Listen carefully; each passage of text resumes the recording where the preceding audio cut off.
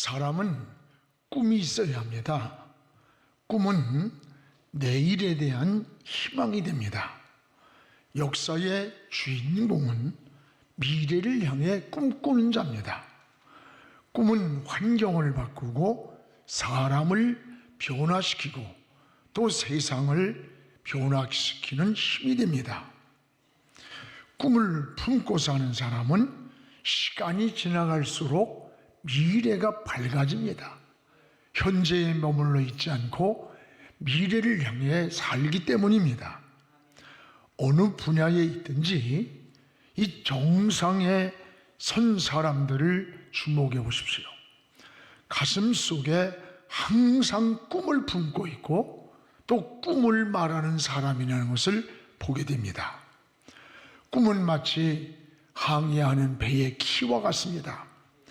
작은 키가 눈에 보이지 않도록 문에 잠겨 있지만 키가 없는 배를 상상해 보십시오.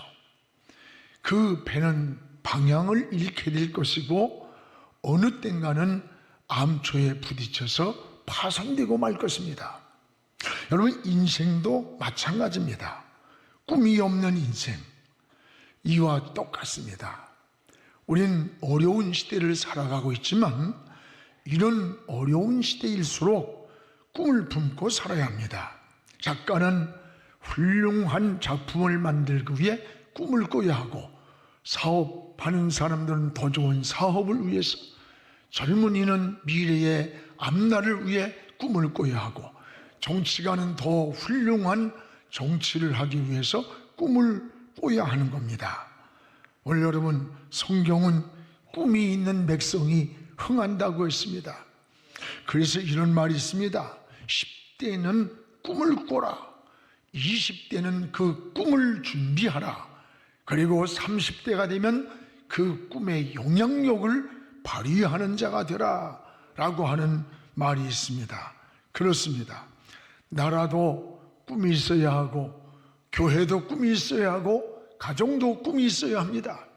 특히 우리 성도는 꿈을 품고 살아가야 됩니다. 이스라엘의 12지파의 대표를 뽑아서 저 가나안 땅을 정탐을 시켰습니다. 그리고 백성들은 40년 광야에 고달픈 길을 걸어오면서도 저 가나안 땅에 들어간다는 그 꿈이 있었기 때문에 그 광야의 어려움과 고난과 시련을 인내하면서 기다리고 있었습니다. 그런데 12 정탐꾼 대표들이 와서 하는 보고가, 우리는 그 땅을 들어갈 수 없습니다. 그 땅을 지키는 안악 자손들은 장대만 하고 그 성문은 우리가 허물어뜨릴 수가 없다고 할 때, 40년 동안 힘들었어도 꿈이 있기 때문에 인내하고 기다리고 바라보면서 달려왔는데 못 들어간다는 그 순간에, 꿈이 무너지는 그 시간, 꿈이 유산이 됐습니다. 절망에 빠지고 온 백성이 통곡을 하면서 우는 모습을 봅니다. 꿈을 잃었기 때문입니다. 여러분, 환자가 나는 살 수 없다라고 하는 희망을 잃는 순간 온몸의 면역 기능이 다 떨어진답니다. 그리고 급속도로 병이 악화가 된다는 거예요. 실패가 있어도 여러분, 꿈을 잃지 않아야 돼요. 가난해도 일어서는 꿈을 꿔야 하고, 내가 지금 병들었어도 하나님의 능력으로 나는 치료하고 일어나고 회복한다는 이 꿈이 있어야 되는 거예요. 꿈꾸는 자가 미래의 주인공이 되는 것입니다. 은혜 받으면 여러분 무엇보다도 이 꿈이 생기는 거예요. 사도행전 2장 17절에 보면 여기에 요엘을 통해서 하신 하나님 말씀 아닙니까? 하나님의 말씀하시기를, 말세에 내가 내 영을, 하나님의 영을 모든 육체에 부어준다. 그때에는 너희 자녀들은 예언할 것이요, 예언을 한다. 이 말은 이는 자녀들이 미래의 꿈을 갖고 하나님을 바라본다는 거예요. 두 번째는 뭐예요? 젊은이들은 환상을 본다. 환상을 본다는 말은 하나님의 영을 부어주실 때에 젊은이들이 내일의 비전을 가지고 꿈을 갖게 된다는 거예요. 그리고 늙은이는 꿈을 꾸리라. 성도는 죽음으로 끝나는 게 아닙니다. 영원한 천국의 소망으로 꿈을 꾸는 거예요. 그래서 성도는 늙어가는 것이 아니라 익어가는 거예요. 잘 익어 극상품이 되면 우리 주님의 손에 상품으로 주님 앞에 가는 거예요. 사랑하는 여러분, 우리의 꿈은 마치 생명이요 희망 같습니다. 그래서 꿈은 유정란이라고도 말해요. 유정란과 무정란의 차이가 뭔 줄 압니까? 유정란 속에는 생명이 들어있고 무정란 속에는 생명이 없는 거예요. 어미달기 21일을 품고 있으면 유정란 속에서는 병아리가 나오지만 무정란은 썩어버리는 거예요. 왜 그렇습니까? 생명이 있느냐 없느냐의 차이예요. 어미닭이 얼마나 품었느냐는 중요한 게 아니에요. 생명이 있으면 그 안에서 생명이 나오는 거예요. 바로 우리가 가진 꿈은 이 생명과 같은 거예요. 또한 꿈은 건물을 짓는 설계도와 같은 겁니다. 건물은 그 설계도에 의해서 지어지는 거예요. 사람은 무엇이 되기 전에 내가 무엇이 되겠다라고 하는 그러한 꿈이 있어야 돼요. 그런 그림, 그런 설계도가 그려져야 되는 거예요. 그래서 이스라엘 백성들이 저 바벨론의 포로에서 지쳐 희망이 없을 때 하나님께서는 이사야에게 이런 말씀을 줍니다. 이사야 43장 19절에 보면 보라 내가 새 일을 행하리라. 이제 나타낼 것이라. 보라 내가 새 일을 행하린다. 이제 나타낼 거다. 여러분 꿈을 줬던 거예요. 하나님은 우리에게 꿈을 주시는 분이에요. 그 꿈을 또 이루어 주시는 분이에요. 우리의 사랑하는 성도 여러분, 우리의 신앙을 다시 한번 돌아보며 꿈은 내일에 대한 희망입니다. 꿈을 품고 사는 사람은 시간이 지나갈수록 이 희망이 생겨요. 반면에 꿈이 없는 사람은 시간이 흘러갈수록 삶이 자꾸 초조해지고 불안해지는 거예요. 여러분, 꿈을 소유한 사람은 현재에 머물러 있지 않고 미래를 향해 사는 거예요. 꿈은 내일에 이루는 게 아니야. 내일의 꿈은 오늘 준비하는 거예요. 여러분도 꿈을 품고 멀리 바라보는 믿음의 신앙이 되기를 주의 이름으로 축복을 합니다. 본문에 나오는 요셉이는 바로 꿈의 사람입니다. 많은 고난과 시련이 있었지만 훗날에 꿈대로 이루어졌습니다. 그리고 애굽의 총리가 되어서 환난과 기근이 다가왔을 때 자기의 형제들을 살리는 기회가 되었고 이스라엘의 민족을 회복하는 은혜를 누리게 되었습니다. 특히 우리 젊은이들이 꿈을 이루어가는 세대에 우리가 살고 있어요. 뭐 5포, 7포 포기하는 시대라 그래요. 결혼도 포기하고 자녀 출생도 포기하고 연애도 포기하고. 아닙니다. 우리 그리스도인들은 어떤 환경에서도 꿈을 꿔야 돼요. 다시 꿈을 꾸고 하나님이 이루시는 역사를 바라봐야 되는 겁니다.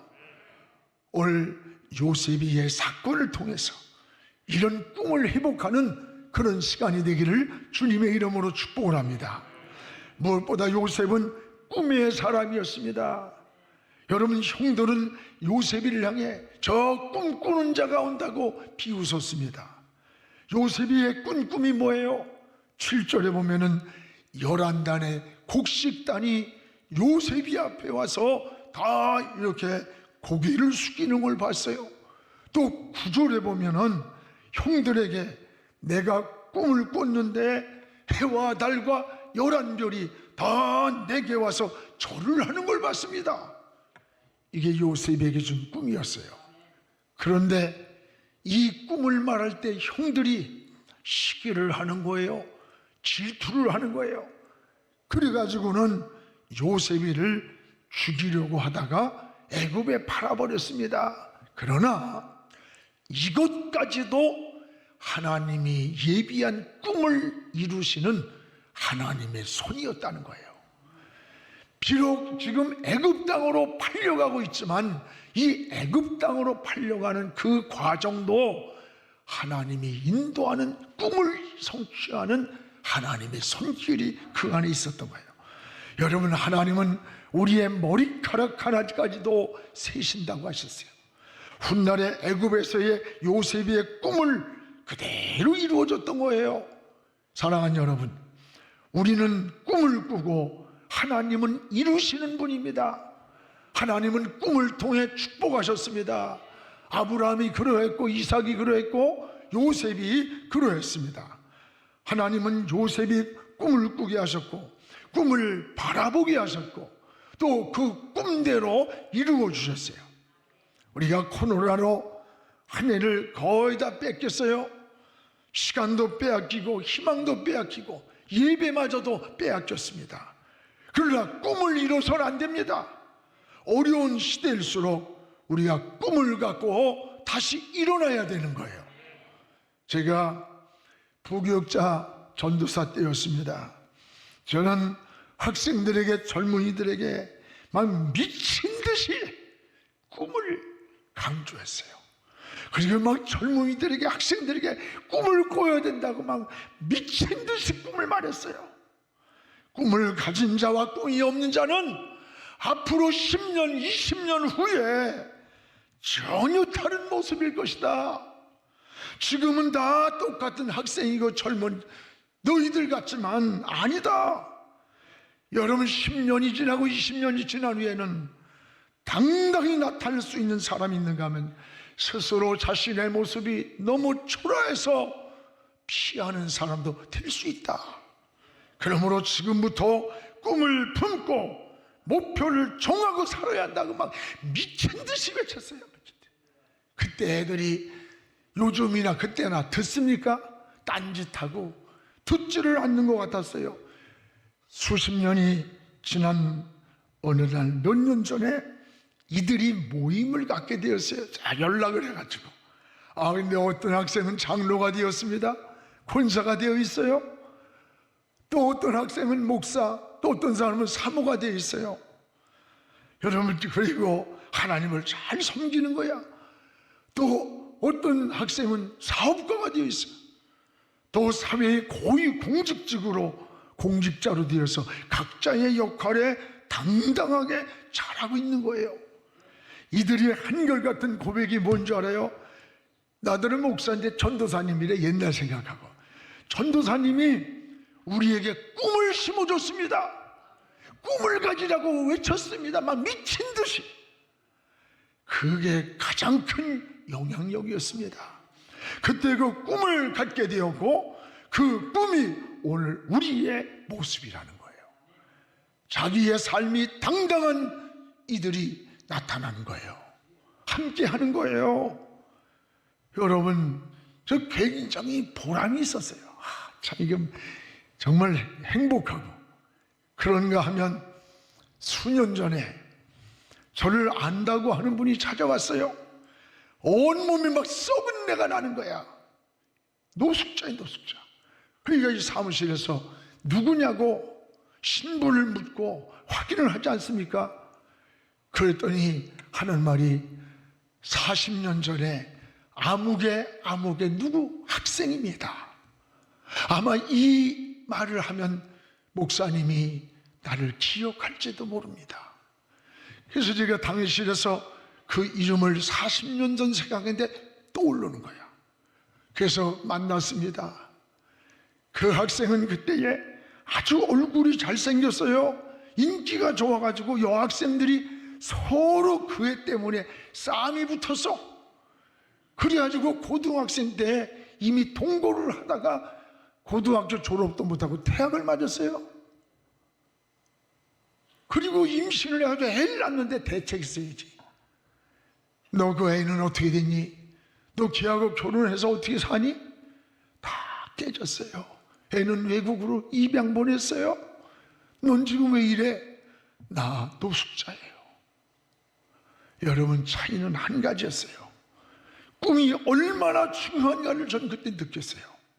10년, 20년 후에 꿈을 가지고 갔던 그들과 꿈이 없이 되는 대로 살았던 그 청년과의 차이는 하늘과 땅이에요.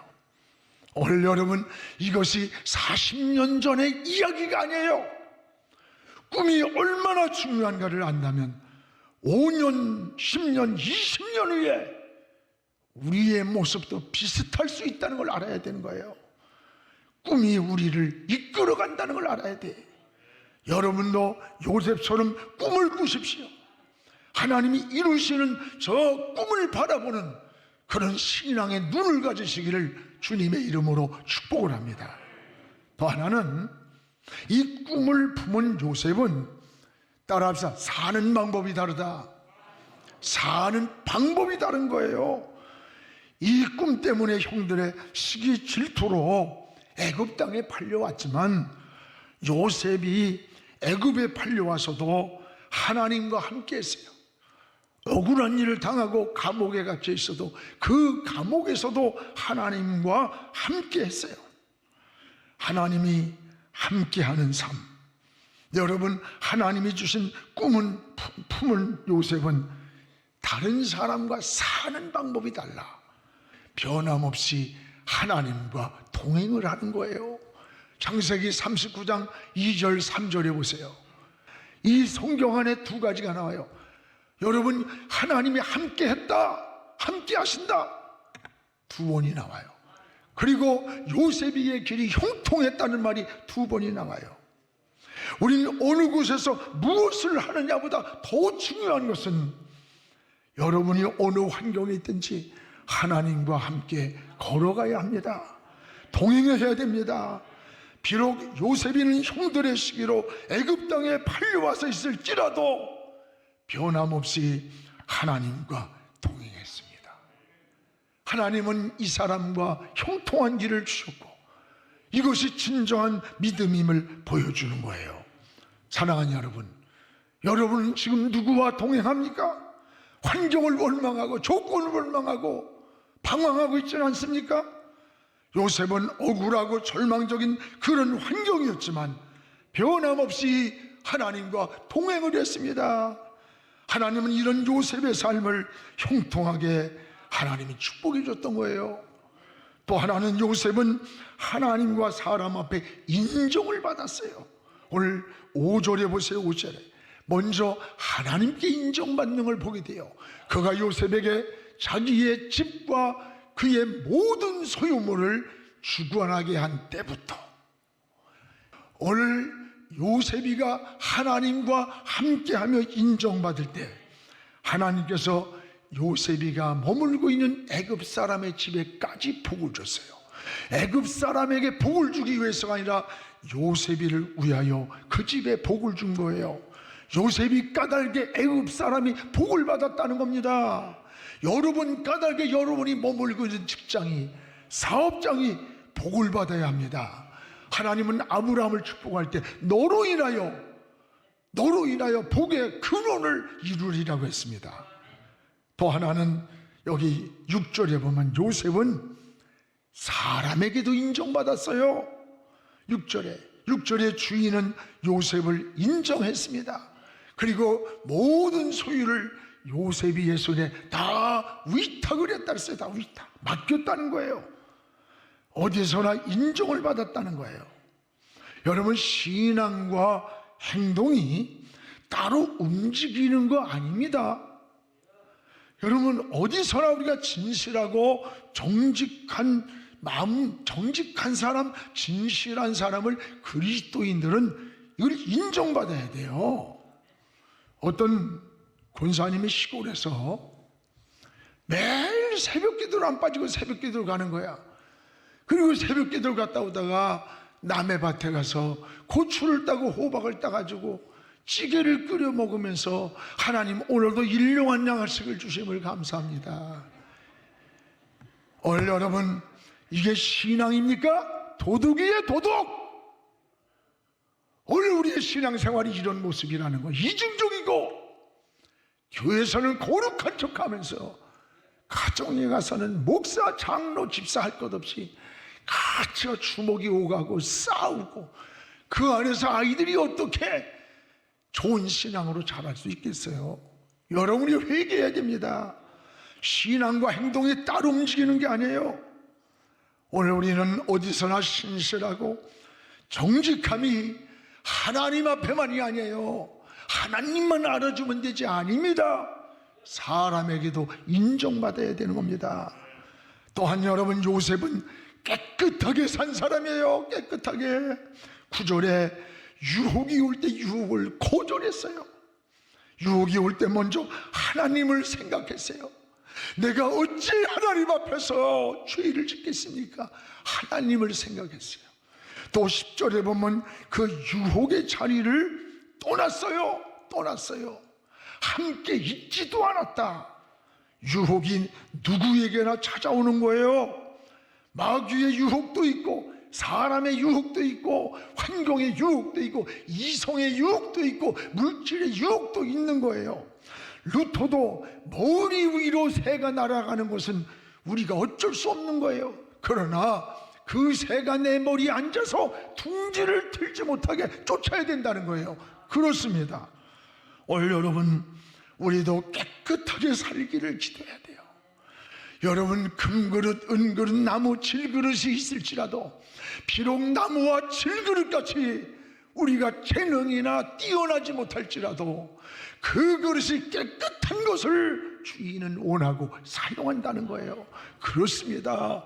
하나님은 깨끗한 사람을 찾는 거예요. 여러분, 하나님은 깨끗하지 않으면, 더러우면 나라도 버리고 사람도 버리는 거예요. 오늘 이 나라가 동성애로다가 물 들어가려고 하는 거, 이거 우리가 목숨 걸고 막아야 됩니다. 나라가 망하는 길이에요. 더러우면 버리는 거야. 더러우면 깨끗하게 살기를 하나님께 기도해야 되는 거예요. 이런 요셉이가 2년이라고 하는 긴 세월을 감옥에 있으면서도 하나님과 동행했고 하나님과 함께 했습니다. 하나님은 침묵하는 것 같지만, 시간이 많은 것 같지만, 하나님이 정한 시간이 있습니다. 정한 때가 있습니다. 2년이 지난 후 하나님은 요셉이의 꿈대로 축복을 이뤘어요. 감옥에서 술 맡은 관원장과 떡 굽는 두 사람이 감옥을 갇혔어요. 근데 그들이 꿈을 꿨어요. 요셉이가 꿈을 해몽합니다. 떡 빚는 그 사람을 향해 당신은 3일 있으면 목이 날아갑니다. 술 빚는 이 관원장은 당신은 회복이 되어 다시 바로왕의 술잔을 올리게 될 겁니다. 그때에 내가 억울하게 봤다는 사실을 그때 얘기해 주세요. 어려울 때는 기억을 했는데 막상 자리가 회복돼 잘 되고 나니까 망각하고 잊어버린 거예요. 시간이 지나갔습니다. 어느 해에 이 바로왕이 꿈을 꿨어요. 근데 이 꿈을 전 나라 누구도, 무당 점쟁이 다 불러대도 해석할 자가 없어요. 그때에 이 관원장이 저 감옥에 갇혔을 때에 꿈을 해몽한 요셉이가 생각난 거야. 그래서 요셉이를 소개했습니다. 요셉이가 감옥에서 나와서 바로왕의 꿈을 해몽하는 거예요. 그 꿈은 두 가지였습니다.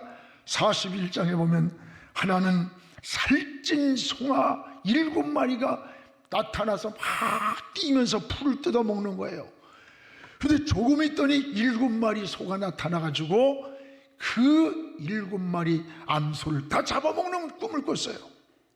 또 하나 꿈을 꿨는데 충실한 7 이삭이 막 무성하게 자라는데 어디에선가 동풍이 불어오고 마른 바람이 불어오더니 7 이삭이 싹 죽어버리는 거예요.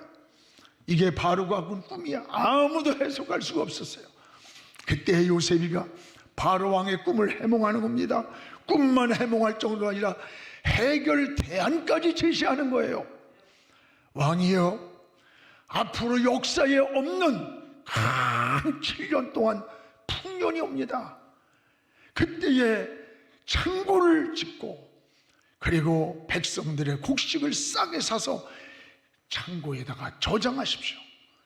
그리고 7년이 지나면 역사에 사람이 감당할 수 없는 무서운 흉년이 옵니다. 그때를 위해서 이 곡식을 백성들에게 나눠주면서 백성들의 마음을 다 붙잡으십시오. 기가 막힌 지혜입니다. 깜짝 놀라고 감동받은 바로가 자기가 있던 왕의 도장을 맡기는 거예요. 나는 왕이라는 이름 하나면 족하다. 내 모든 애굽 땅의 고난을 이 요셉에게 맡긴다. 여러분께서 요셉이가 감옥에 있던 그가 일약 총리가 되는 거예요. 그 애굽 나라의 인자가 되는 거예요. 이게 가능합니까? 이게 우연입니까? 아니에요. 하나님이 세우신 일이에요. 하나님이 꿈대로 이루신 역사라는 걸 알아야 돼요. 그래서 여기 41장 39절에 보면 하나님이 지혜를 주셨다 그랬어요. 요셉에게 이르되 하나님이 이 모든 것을 내게 보이셨으니 너와 같이 명철하고 지혜 있는 자가 없도다. 바로가 하나님과 함께하는 지혜를 봤던 거예요. 그뿐입니까? 창세기 41장 43절에는 그 꿈대로 성취가 됐어요. 요셉이가 꾼 꿈대로 이루어졌어요. 그리고 감옥이 총리가 되는 길이 열렸습니다. 하나님은 꿈대로 이루어주신 축복이었습니다. 사랑하는 우리 성도 여러분, 꿈은 고난도 축복이 되게 하시는 거예요. 여러분 어느 환경에 있든지 여러분 하나님과 함께 하시기 바랍니다. 하나님은 축복의 지름길을 우리에게 예비해 놓고 있다는 것을 깨달아야 돼요. 아무리 어렵고 힘든 시간을 지나갈지라도 낙심하거나 절망하거나 세상 길로 가지 말고 하나님을 바라보시기 바랍니다. 하나님을 찾으시기 바랍니다. 끝까지 꿈을 붙잡으시기 바랍니다. 그리고 꿈을 품고 감사하면서 하나님께 기도하는 우리 영안의 식구들 되기를 주의 이름으로 축원합니다.